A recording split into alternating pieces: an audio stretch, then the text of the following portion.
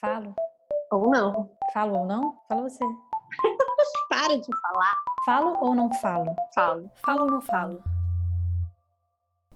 Este podcast está sendo produzido por Carol Naine e Lígia Diogo. No episódio de hoje, vamos receber nosso primeiro convidado, Breno Amparo, que, ao que tudo indica, é comunista. E toca contrabaixo. Parte 1. O que falávamos antes de Breno entrar? Mas como você vai fazer live? Você dá uma produzida? Não. Tipo de cabelo? Nossa, por que, cara? A imagem fica tão escrota. Cara, mas acho que você tá, né? Ontem você... Não, quando foi a live? A última, eu tinha acabado de tomar banho, sequei o cabelo que tava frio. Não é o caso hoje. Cara, sabe quantos graus tá fazendo aqui? Pouco. Tá 12 graus aqui. Não, mas aqui tá muito frio. Aí no Rio de Janeiro tá 19 graus. Mas quer dizer a mesma coisa. É. Parte 2. Quem é ele? Oi, gente. Obrigado pelo convite, tá? Eu tô morrendo de vergonha, acredite se quiser. Hoje o nosso convidado é o Breno. Vai, Breno. Eu vou me apresentar, mas posso contar minhas impressões aqui do podcast? Foi muito engraçado, assim, eu conheço a Carol já tem alguns anos, né? A gente se aproximou por uma amiga em comum aqui de São Paulo e nós somos músicos. Na verdade, eu já tô um pouco mais no background. Eu não tenho trabalhado muito com música, mas fui para o âmbito da pesquisa, né? Fui para a área acadêmica, estou fazendo a minha pós, eu pesquiso condição estrutural de música, né? Hoje eu estou tentando olhar as condições de organização da classe dos músicos no começo do século XX em São Paulo. E aí, assim, mas a gente vem se conversando, né? A gente foi criando uma amizade nisso, compartilhando. Eu acompanho, porque eu sou muito fã da Carol, né? Do trabalho da Carol, apesar da independente da amizade. E aí, quando ela compartilhou o podcast, na verdade, fez a divulgação e eu fui atrás, né? Porque eu sempre vou atrás das coisas que ela divulga. E aí, quando eu comecei a ouvir, eu falei... O indivíduo atinge a idade adulta e adquire o uso da palavra. Puta, legal, tem uma pessoa nova ali, interessante, cineasta. No começo eu tive uma identificação, porque, porra, eu também, quando vou no hotel, eu não sei como que eu me identifico. Se eu sou músico, se eu sou pesquisador, eu fico meio assim, né? E aí depois começou a entrar no âmbito que comecei a pensar, sem ouvir, pensar, puta, vai ficar aqueles podcasts de papinho... de papo, a Carol usou um termo ótimo, autocentrado, né? E café é miúdo, você não acha? Não, nunca, jamais. Eu não gosto de café pequeno. Detesto, assim, na verdade. Sério, eu adoro xicrinha pequenininha, porque daí eu ponho... Detesto xícara pequena. Piadinhas internas e você não vai entender nada. Aí eu comecei a ficar nesse loop, porra, tô viajando, tá um papo entre amigas. Aí de repente começou a ficar uma parada muito engraçada. Porque começou a ter essas interfaces de instrumento, um trabalho de edição, e aí aos poucos a ideia do podcast foi ficando clara para mim, que na verdade, para além de ser uma conversa, tem uma configuração de edição aí, um trabalho sensacional de edição, na verdade, junto com de escolha dos fragmentos de assuntos que foram provocados, né? E depois foi feita uma forma muito interessante de exposição que eu comecei a ficar vidrado. Foi muito louco, porque elementos musicais muito interessantes emanando das falas, assim. Então ficou uma coisa riquíssima. Aí eu falei, caralho, que parada foda! Um lado burguês. Assim, o meu pai abriu um negócio, ele tem uma sociedade com outros dois sócios e agora ele se afastou do negócio. Então eu entrei no lugar dele, entendeu? Tem um lado burguês muito, muito forte na minha vida, que é uma condição de herança, e que, por outro lado, é o que nutre o meu veio de possibilidade revolucionária nas outras coisas que eu faço, né? Era aí que eu queria chegar. Vai, fala mais sobre isso.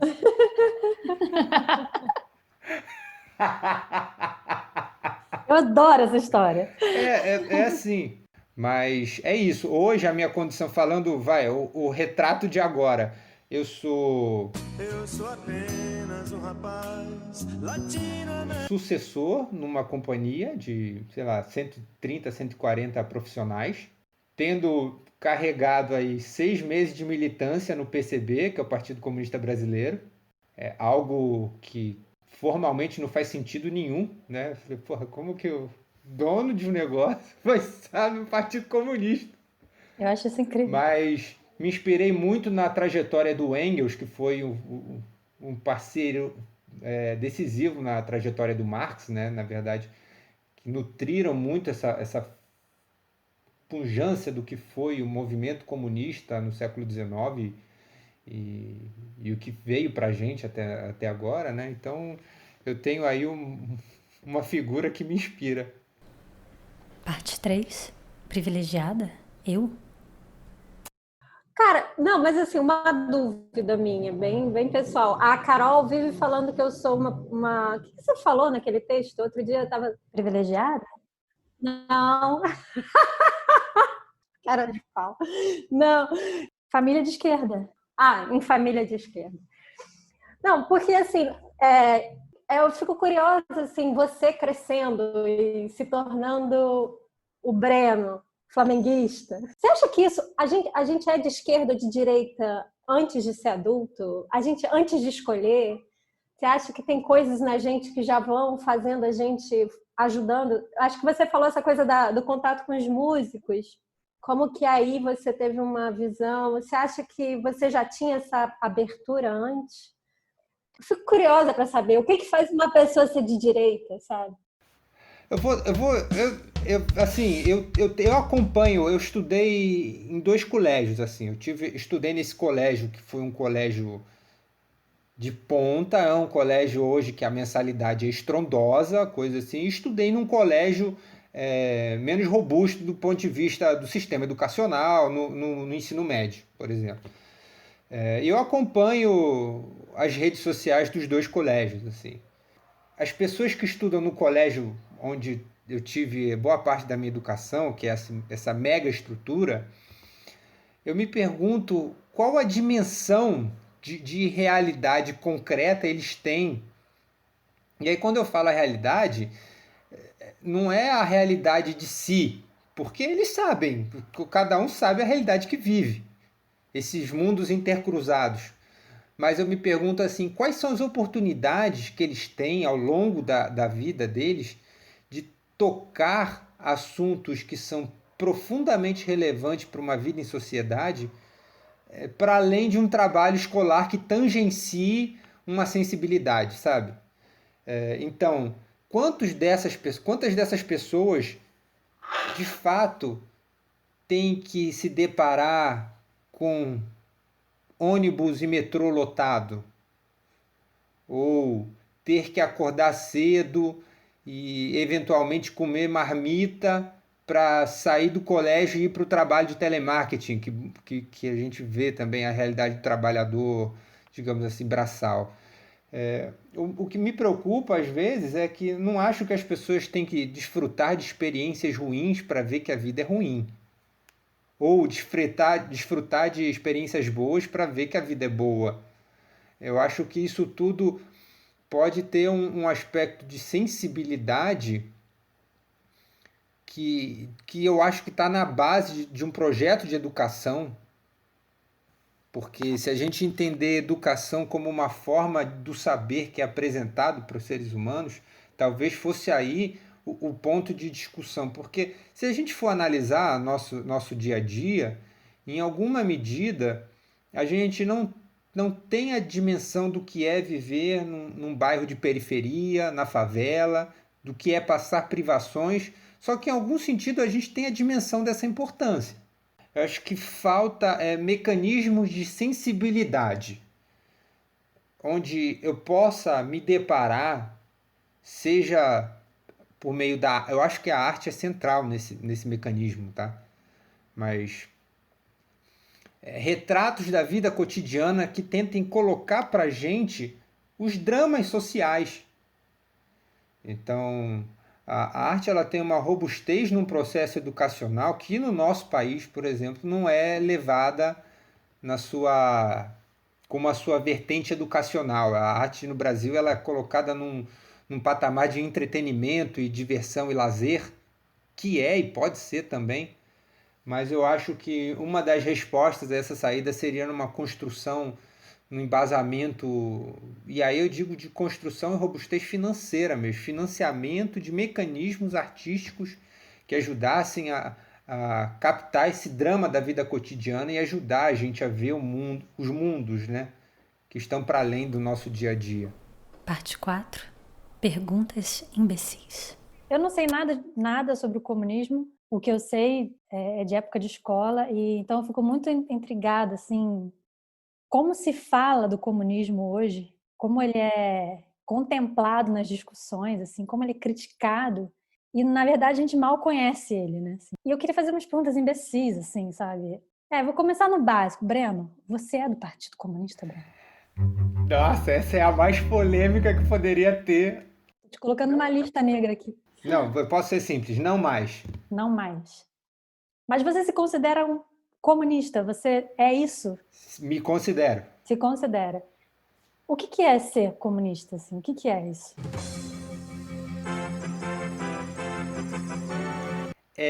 Você tem que ter uma bandeira vermelha com uma foice e um martelo no seu quarto. Você tem que invadir as casas e matar e comer crianças. Não, fala sério. O que é ser comunista, Breno? Esse é um podcast sério. Vivemos numa sociedade capitalista, tá ok? Ser comunista não implica em suprimir a sociedade capitalista. Ser comunista hoje está muito mais atrelado a entender o que são as tarefas ou o que seria trabalhar para uma transformação da sociedade em pequenas coisas que não é necessariamente pegar em arma e sair e falar, vamos fazer revolução. Ser comunista hoje é tentar realçar os valores centrais da nossa humanidade. Isso é ser comunista hoje. A nossa via de diálogo tem que ser uma via democrática pela democracia. Não significa que essa democracia que a gente vive hoje é a democracia que a gente quer para daqui a 10, 20 anos. O que é importante é entender que essas funções são atualizáveis segundo o fluxo histórico. As necessidades de transformação e posicionamento vão se constituindo historicamente. Eu queria te perguntar se o comunismo nunca deu certo. Porque quando você respondeu, a minha sensação com a sua resposta foi a seguinte: eu posso ser comunista e não desejar que o meu país seja comunista, né? Que o modelo do país seja comunista. Parece que é mais uma questão conceitual do que você acha bacana e do que você vai lutar para fazer acontecer, do que uma definição política ou econômica, de modelo econômico, sabe? Existe uma série de elementos, por exemplo, você precisa minimamente se instrumentalizar em comunismo para dizer que você é comunista também, né? Não, exatamente, porque quando chamam uma pessoa que está mais para a esquerda de comunista, eu penso nisso, falei, mas a pessoa não tem ideia do que é o comunismo, mas rola muito, e a gente também está chamando todo mundo de fascista, sem saber, assim, né? Posso dar uma polemizada? Resolvi dar uma de Lígia. Eu não sei se é uma das críticas que você recebe, mas assim, tem essa coisa do comunismo, dessa certa... do intelectual que tenta intervir na vida do que não é intelectual e uma certa ideia de superioridade, né? Mas você nunca viveu, de fato, na favela ou trabalhou, de fato, numa fábrica sendo um funcionário sem condições apropriadas, enfim. Estou só polemizando aí para ver se a gente explode. Não, estou brincando. Você realmente acredita de que esse acúmulo te dá uma te dá algo que outra pessoa que não tem esse acúmulo não tem, e talvez por isso essa outra pessoa não possa. Será que o comunismo tem que ser uma coisa tão intelectualizada? As pessoas têm muito aquela dimensão de, não, comunismo é supressão do Estado, todo mundo vai viver igualzinho, todo mundo vai viver, comer a mesma coisa, todo mundo vai viver numa casa igual e não vai existir autonomias e escolhas, né? Por outro lado, isso é uma ideia de senso comum, e aí você tem uma frente acadêmica que cientificiza esse processo e tem uma clareza na leitura, mas não consegue construir essa ponte, né? Então, o que eu penso disso é que toda vez que eu me deparo com leituras e quando eu tento fazer a apreensão daquilo que eu estou lendo, é tentar transformar isso e ler esse texto à luz das nossas condições presentes, assim. Hoje a gente acompanha que existe uma série de canais de Instagram, de Facebook, YouTube, falando o que é o comunismo, como se materializar uma ideia de uma visão crítica, como ler os principais autores. Isso, querendo ou não, é uma forma, não sei se mais eficiente, de aproximar. Recentemente a gente pôde acompanhar a greve dos operadores de aplicativo. Essas experiências de greve, por exemplo, elas são muitas das vezes um momento onde o escopo do debate político, da alternativa política comunista, ganha espaço, né? Então, eu acho que a gente tem esses momentos que são possíveis uma construção de um elo mais consistente.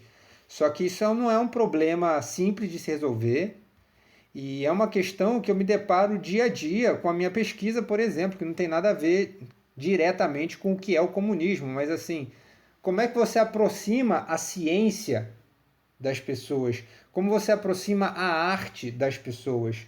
Como você aproxima a sofisticação da alimentação das pessoas, né? Eu acho que o principal debate é tentar trazer as experiências para que as pessoas consigam fruí-las e essas experiências não sejam cerceadas ou pelo menos possibilitadas apenas por mediações financeiras, onde quem tem dinheiro consegue fruir a experiência, né? Seria talvez um caminho tentar aproximar o debate por meio dessas interfaces, você conseguir tirar um pouco a segregação que existe de uma esfera de conhecimento ou de uma esfera de fruição da vida, mas trazer isso claramente no dia a dia precisa ser construído, primeiro, entendido que isso vai ser possibilitado dentro de uma dinâmica capitalista, porque a gente vive nessa sociedade. Segundo, e aí eu acho que tá o maior desafio é como. E isso eu não consigo oferecer. Ainda estou pensando. Por que você acha que a gente chegou nesse contexto onde falar de política se tornou algo tão difícil? Tanto individualmente, enquanto sujeito, você, no seu caso específico, como isso parece ser um fenômeno maior, né? O que você acha que são os ingredientes para ter tornado essa conversa, ao mesmo tempo, tão viva? A gente acho que nunca falou tanto sobre, mas tão difícil, assim. Eu acho que o que aconteceu, o que vem acontecendo nos últimos 8 anos, talvez um pouco menos, é que o lugar da ciência e do debate científico começou a ficar meio relativizado pela questão da opinião, onde ter opinião começou a ser quase tão válido quanto uma posição científica. E isso, com certeza, teve uma plataforma de alavancagem nesse sentido com a democratização das redes, né? O mundo da internet facilitou muito isso. Agora, eu acho que isso é um dos elementos que favoreceu com que as pessoas tivessem mais sensação de autonomia sobre o debate político e começaram a expor mais seus pontos de vista sem medo de represália ou sem medo de ridicularização, sabe? Eu acho que vai mais ou menos nesse sentido. Você falou da supressão do Estado, que as pessoas acham que o que vai ser o comunismo? Supressão do Estado, todo mundo mora em casas idênticas, tá. E eu escuto muito o contrário disso. Eu escuto muita gente falando mal do comunismo, das ideias de esquerda que ligam diretamente a ideias comunistas, dizendo que os comunistas querem intervenção total do Estado. Isso é um erro ou isso é... O que acontece com essa ideia? O comunismo seria um processo de maturidade social onde não existiria uma necessidade de um Estado regulador, posto que as pessoas já estariam maduras socialmente o suficiente para entender a produção, digamos assim, social necessária para se manterem vivos e produtivos. E quando a gente fala produção, é produção da vida, não é produção de elementos de mercadoria. O socialismo, que aí, digamos assim, foram as experiências mais próximas para a gente tentar interpretar isso, sim, foi um condicionamento de um Estado, de um aparato estatal fortemente intervencionista, mas isso a gente precisa analisar caso a caso. Então, o caso em Cuba, você teve uma dimensão, os regimes soviéticos tiveram outras dimensões, a Coreia do Norte tem outra dimensão, e a gente precisa entender as particularidades de cada caso para poder falar. O que normalmente se coloca no senso comum é comunismo como uma entidade abstrata e onde as pessoas têm todos esses atributos que a gente falou e vivem na miséria, né? Quando comparado com o capitalismo que possibilita ganhos homéricos e você pode ter casa, você pode comprar o que você quiser, porque eles rivalizam com algumas experiências históricas que eles entenderam que eram perversas, né? Mas recentemente, nos debates políticos,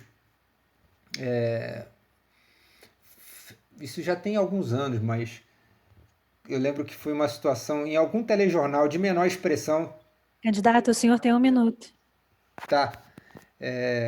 Vai bater o tempo, né? Mas assim, falando que, por exemplo, Cuba tem muitos problemas.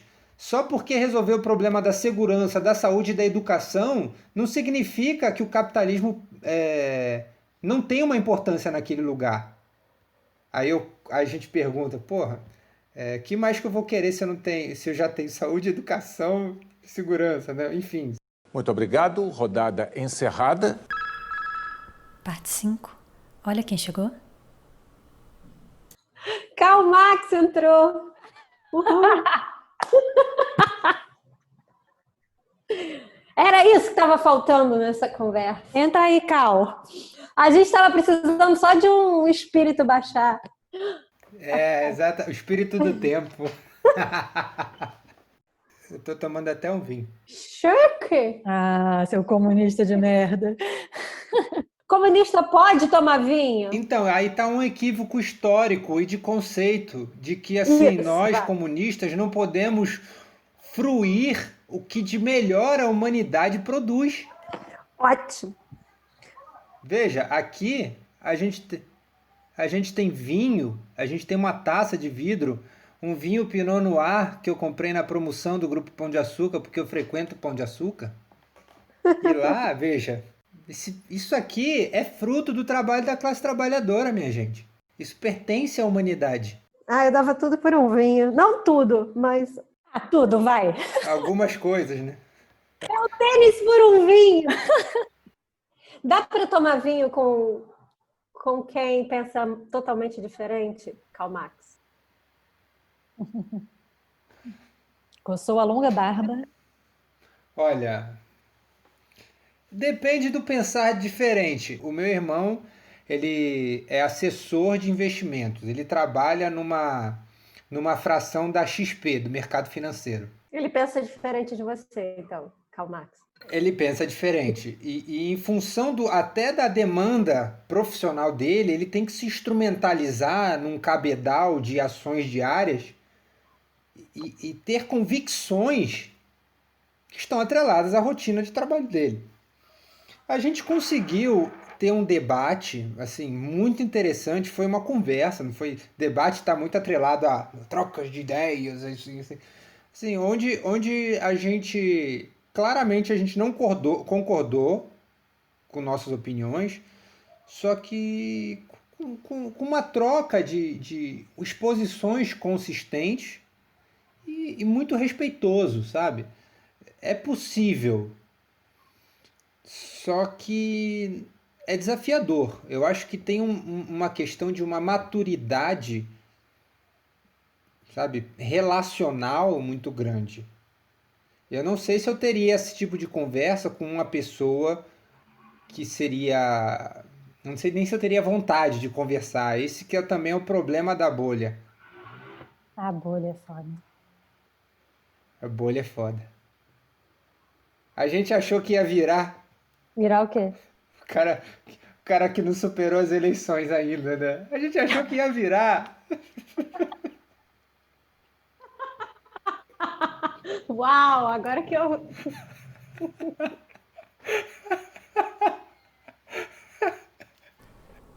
Parte 6. Vai para Cuba. Agora esse negócio de vai pra Cuba, me conta. Faz sentido? Eu morro de vontade de ir. Turisticamente ou... Turisticamente, né? Para todo assunto que a gente toca aqui, eu conheço um zilhão de especialistas que poderia falar melhor do que eu e eu fico muito intimidado de falar. Isso é uma coisa A que é gente uma não merda. conhece eles, a gente não conhece ninguém. Você é o especialista pra gente. Não. Agora você até. Eu tô lendo aqui. Karl Marx. Você é o próprio, cara. Ora, veja só, proletários e trabalhadores do mundo todo univos, não é? Com uma bela taça de vinho. É a minha água. Tô sem nada aqui, gente. Tem um hidratante, serve. Serve. Clara de ovo, diz que tem uma proteína que passa no rosto. Não, mas o que a gente estava falando? Era uma parada séria. Vai para Cuba. Cuba tem uma experiência histórica que, em muitos aspectos, ela foi muito vitoriosa. Em muitos aspectos. Eu acho que a começar a pensar sobre a questão da terra em Cuba. Em algum sentido, tinha uma questão de que você tinha grandes donos de terras e terras muito mal ocupadas, muito parecido com o caso brasileiro. E isso na década de 50, se eu não me engano. Eu não lembro agora com precisão da data, né? Mas a proposta de reforma agrária de Cuba foi uma proposta vitoriosa no sentido de que ela conseguiu democratizar o acesso àquela terra, ou melhor, possibilitar.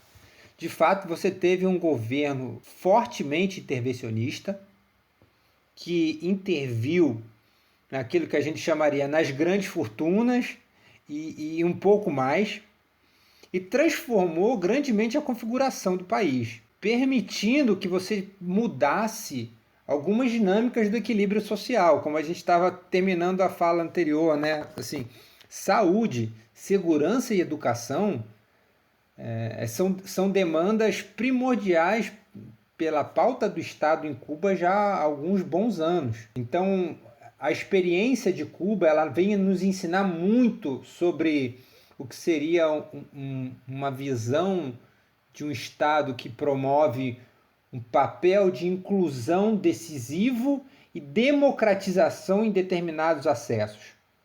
Eu acho que essa experiência faz com que na boca do povo vire uma coisa assim, não está feliz com o Brasil, vai para Cuba. O problema de Cuba é que, ao potencializar uma dinâmica de Estado, e aí você tem um problema que é a mesma linha política é hegemônica, ou seja, há muitos anos no poder, e aí você vai configurando um tema que é muito debatido dentro dos debates da esquerda, que é a burocratização do Estado. Essa burocratização do Estado e essa dinâmica que foi vencedora até uma certa etapa, ela não superou aquilo, para a gente também conseguimos conceber uma série de críticas ao regime de Cuba. porém enxergando méritos e deméritos da experiência histórica. As pessoas que falam, vai para Cuba, tá muito atrelado a uma visão míope do que é o processo histórico revolucionário cubano, e por outro lado, achar que lá realmente tá muito mais fodido do que aqui, então vai para lá para viver uma condição de cerceamento. Economicamente, a gente sabe que a política distributiva ela impõe sérias restrições lá ao poder de escolha das pessoas, e são problemas que precisam ser debatidos e superados, né? Cuba não é um exemplo a ser seguido do ponto de vista de um modelo que queremos, mas tem uma experiência histórica relevante para que se olhe. E é nesse sentido em que Cuba é uma referência histórica para a apreensão de uma experiência, mas não modelar. Parte 7. Capitalismo e perversão. Mas sabe uma coisa, uma provocação que eu sinto quando eu te ouço, que eu sinto vontade de fazer, é que você fala dessa perversidade do capitalismo e como se a perversidade humana estivesse no capitalismo, sabe? Assim, aí você tira o capitalismo, acabou a perversão. Você acha que parte disso que seria esse mundo que você considera perverso, é mesmo fruto do capitalismo, ou você acha que tem algo de humano aí também, que tipo, você pode tirar o capitalismo e talvez fique? Algumas coisas, nossa, Lígia, muito boa essa pergunta, essa captar isso, porque assim, algumas coisas, elas são... O capitalismo, ele é humano, assim, ele é criado, ele é uma entidade criada por humanidade, né? O que a gente tem que entender é que, assim, tudo que é produzido a partir do homem. Do homem no seu sentido enquanto espécie, né? Porque daqui a pouco não, mas assim, você tem que colocar isso claramente, porque essas questões hoje em dia falar do homem enquanto espécie, homens e mulheres, né? Então aí homens e mulheres e todos os gêneros que reivindicam a existência social. Não tá fácil falar, tá foda. Exato. É um grande parêntese. Isso é muito complexo. Mas enfim, voltando, ela é uma entidade que...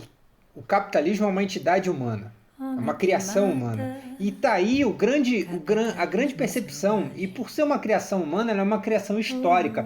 Ela se dá em algum determinado momento da história. E que, portanto, ela é transformável e ela é possível de se findar. Isso que é interessante. O que é interessante também pensar é que, assim, ainda que vivamos numa sociedade capitalista, nós somos educados a partir de valores que são construídos a partir do capitalismo. Ou seja, a divisão social do trabalho, a divisão de funções domésticas, ela é construída, alicerçada num perfil histórico que é construído a partir de uma dinâmica do capitalismo. Você acha que está atrelado ao capitalismo? A divisão doméstica, por exemplo, do trabalho. A potencialização disso, sim, com certeza. A questão do machismo, ela é uma questão anterior ao capitalismo. Por exemplo, aquilo que, na verdade, assim, não é aquilo que a gente chama de machismo hoje, não é aquilo que a gente chamava há 200 milhões de anos. Nem sei se existe essa possibilidade de corte temporal. Muitos anos.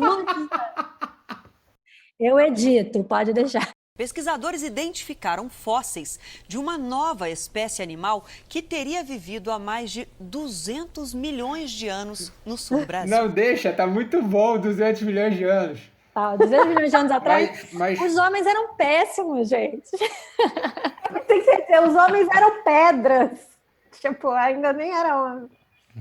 A gente...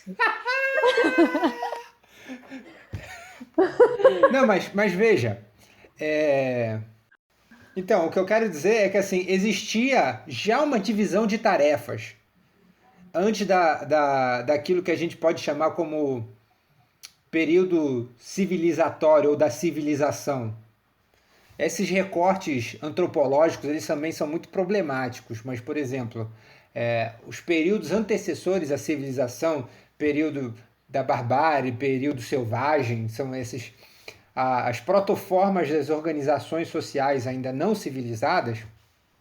A divisão social do trabalho, ela já começava a existir por um corte biológico natural. Então, por exemplo, uma mulher em processo de gestação nunca poderia carregar pedras. Ou num processo próximo aí de dar à luz, vamos dizer assim. Então, essa divisão do trabalho, ela é anterior é ótimo, né? Eu já tô vendo.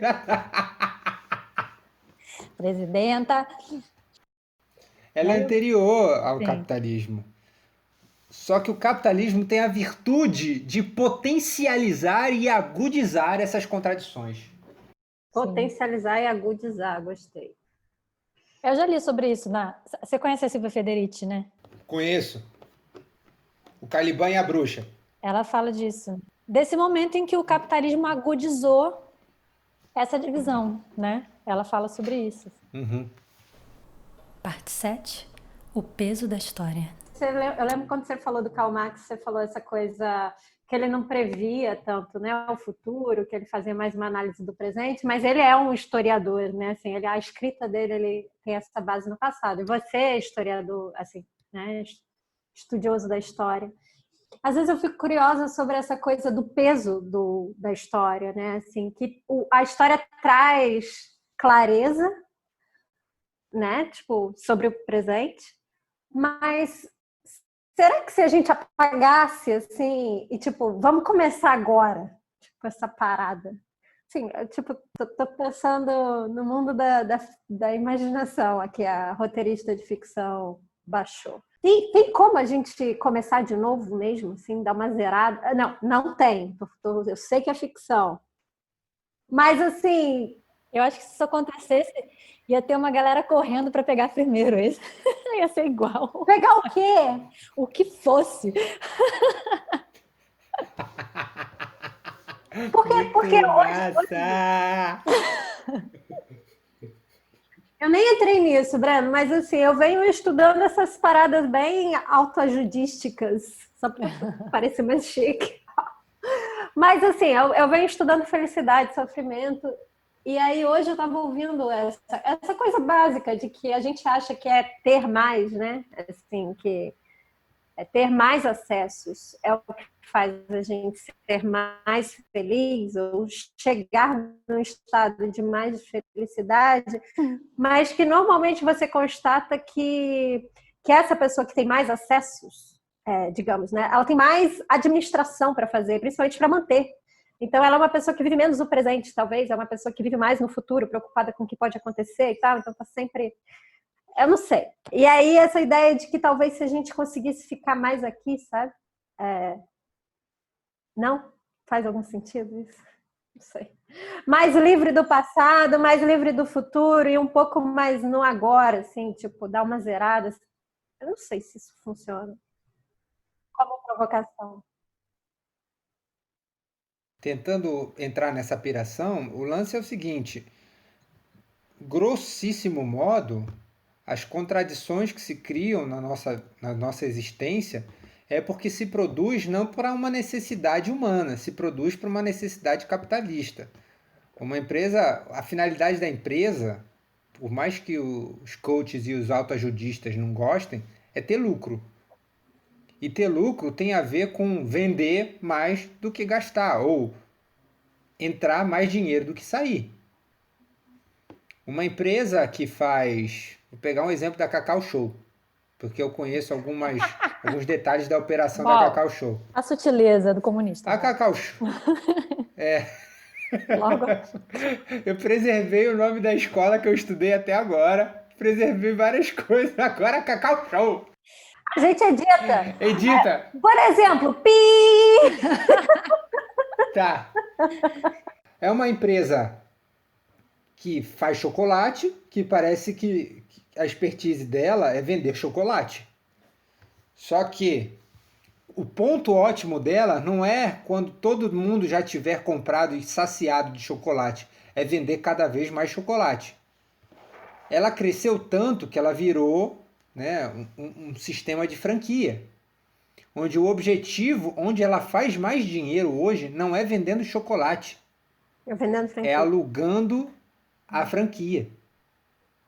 Então, olha a dinâmica. O capitalismo transforma e ele recria necessidades que estão deslocadas das necessidades humanas. Então, se a gente fosse parar para pensar, o que seria começar do zero seria começar do zero a partir de uma dinâmica social que permitisse que a produção social se regulasse pelas necessidades humanas. Isso o capitalismo não contempla. Mas vou te provocar, porque o que é necessidade humana, entendeu? Porque, assim, talvez um dos abismos nos quais a gente caiu no capitalismo, mas enquanto sociedade, então não sei se não fosse capitalismo como seria, mas a coisa do Pinot Noir, a coisa do viagem para fazer turismo em Cuba ou em Cancún. O que é necessidade humana, né? Você tinha falado da saúde, educação, segurança. Na mesma ideia de segurança, você só tem segurança porque você não tem. Tipo, para que você precisa ser seguro, né? Assim, tá todo mundo bem, você não tem. Não preciso proteger o meu, porque ninguém vai. Por que alguém faria alguma coisa, né? Assim, o que é necessidade humana? Dormir, comer? Tá entendendo? Sim. Isso é uma... A gente, essa coisa é não sentir frio, mas é ter um lugar para sentar, mas até isso, outro dia eu estava vendo que a ideia da cadeira foi um equívoco. Assim, a ideia, a gente fica com todos os problemas de colunas porque tem cadeira, a gente ia dormir e sentar no chão. Todas as musculaturas que ficam... Não, sério, é um equívoco histórico, segundo o cara. Sim. Cara, que eu tô sentada aqui não é equívoco, não, cara. É boa pra cacete. Daqui a 5 anos você vai ter um problema na lombar, sabe? É isso, tá confortável, mas o sedentarismo... Mas o sedentarismo é um equívoco histórico do ponto de vista da fisiologia humana. O capitalismo agudizou esse processo. Tudo foi o capitalismo. Capitalismo é foda, cara. O que é necessidade humana, né? Porque, cara, é sério, o que é necessidade humana para você, Karl Marx? O capitalismo é uma forma muito genérica, porém real, de falar desses problemas. É porque é a entidade que regula a existência social, sei lá. Mas não é uma entidade. Me explica, como é que é uma entidade o capitalismo? Tipo, é um...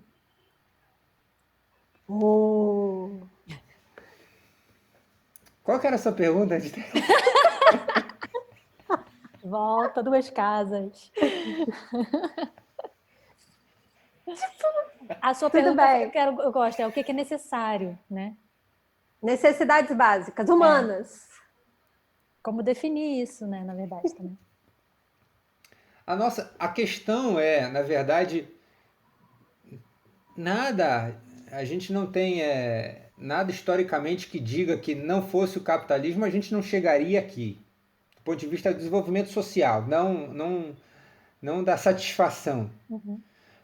Acho que o maior equívoco que a gente pode ter é fazer uma comparação absoluta entre algo que é e algo que a gente não sabe o que é, e o que deveria ser ou o que seria.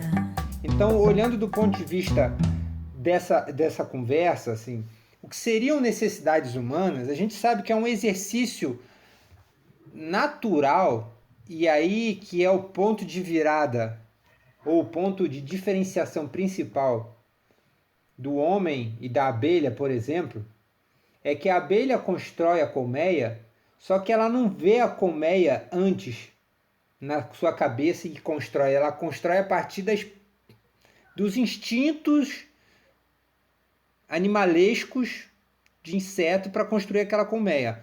O homem ele consegue vislumbrar, é isso que o Marx chama de prévia ideação, é ver a partir de uma necessidade, ele consegue construir elementos para superar essa necessidade. Primeiro ponto.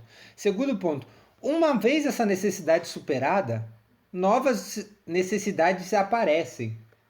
E a humanidade, ela só põe problemas que são possíveis, as necessidades só viram necessidades resolutíveis a partir do momento que elas de fato o são.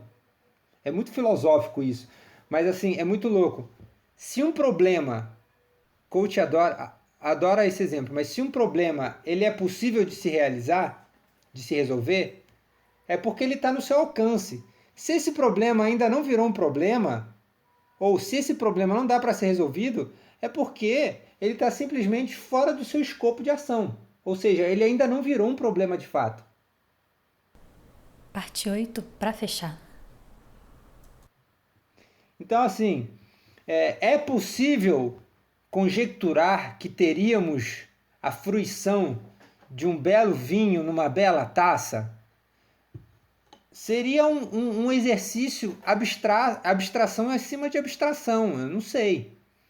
Eu sei que uma produção regulada às necessidades atenderiam demandas humanas necessárias.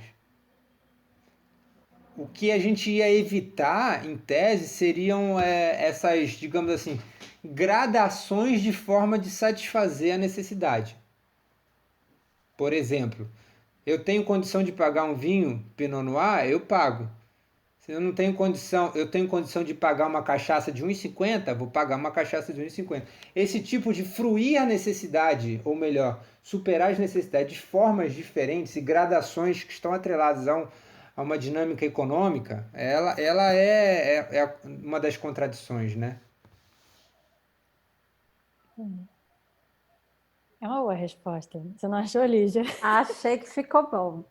Eu gostei também. O cara tá suando. Gente, no intervalo eu botei uma comida para esquentar. Tô com medo de ter queimar. Vai lá. Tá, então amei. Tá bom, vai lá. Muito obrigada. Obrigada, Acho que vai ficar ótimo esse Vai sim. Beijo. Foi Beijo, muito bacana, prazer. muito legal mesmo, adorei. também. Valeu. Beijo, tchau. tchau. Gente, tchau. Tchau. Você acabou de ouvir Falo ou não falo?